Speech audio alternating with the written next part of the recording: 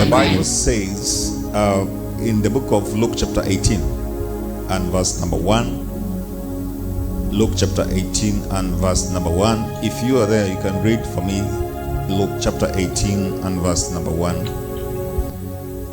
We give you praise, we give you Luke praise. chapter 18 and verse 1. I cannot hear you. Can you raise the voice, please? Luke chapter 18 verse 1.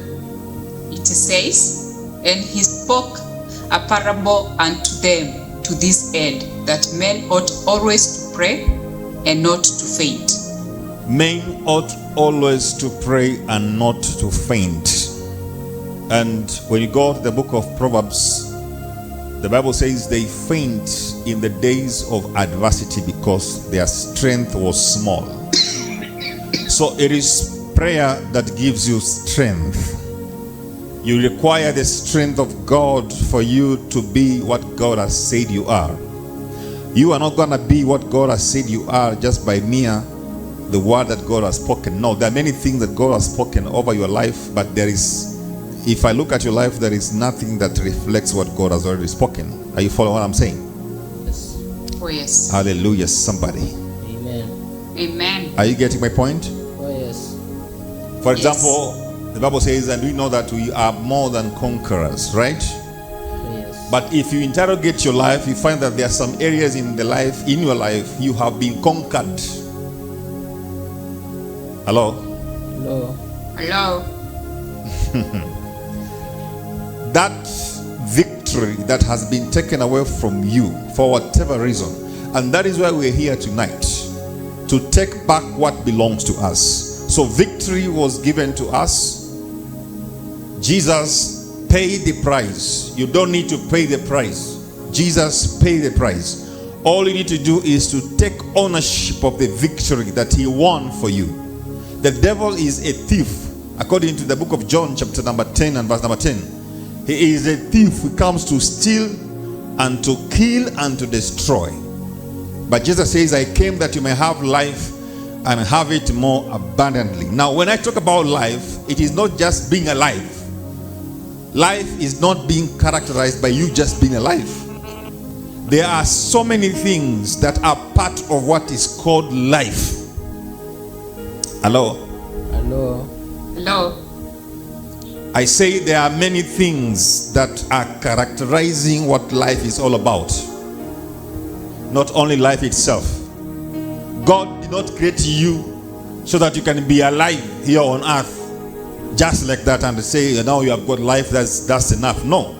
If you follow the Bible very clearly, you find that as when God created Adam and Eve, he did not stop there.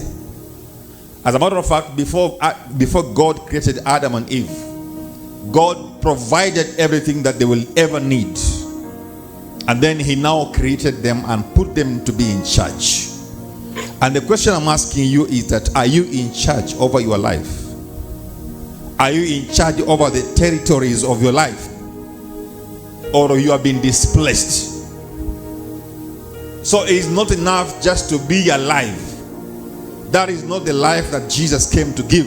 There are other things that also characterizes the life that Jesus came to give us. And I always say, by the time Jesus was coming here on earth, every single person that was here on earth were alive. So what kind of life was he giving us? By saying that I came that you may have life. And already people were alive. Even right now I speak. If you can hear me, you are alive. Are you here? Oh yes. Oh yes. If you can hear me, you are alive. Are you alive? Oh yes. Confirm if your neighbor is alive. Hallelujah, I'm alive. somebody. I say hallelujah, somebody. Amen. Amen. So there are things that God has designed for you to have so that it can contribute to the life that he has given you. And the reason why we're here tonight is to take what belongs to us. Number one, to take your rightful position. And number two, to take what belongs to you. Every single person has a position. God has already positioned you somewhere. And if by any means you are not where God positioned you, then it means you have been displaced. So you need to be replaced. Say, I hear you. Oh yes. I hear you. God is going to restore you tonight in the name of Jesus. Amen. I receive. I said, God is going to restore you in the mighty name of Jesus. I receive. I receive. As I am speaking here, I don't know. There's somebody. Are you hearing? Are you following what I'm saying? Oh yes. Hey, Yes, are you I following can what I'm hear saying? you. Oh yes. Oh, yes. Hello? Hello. Hello. Where I'm standing, I hear so many things, and I also see many things.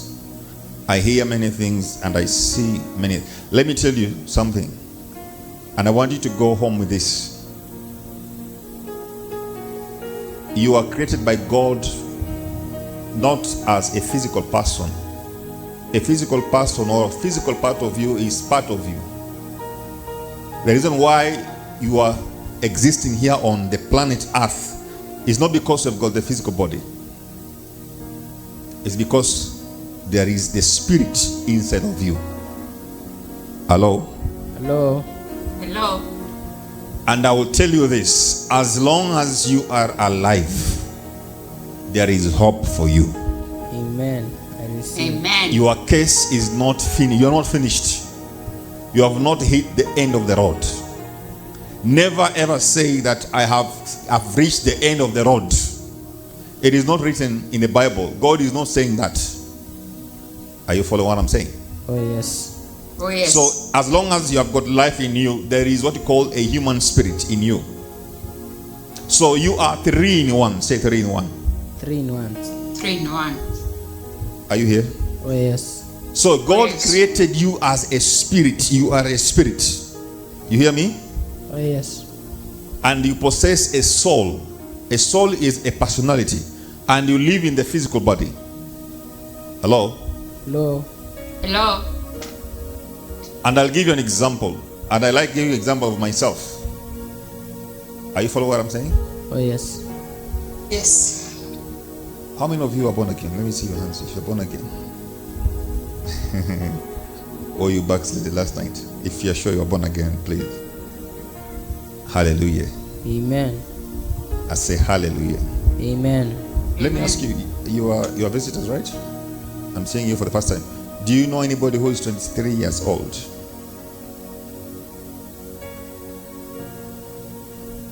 Huh?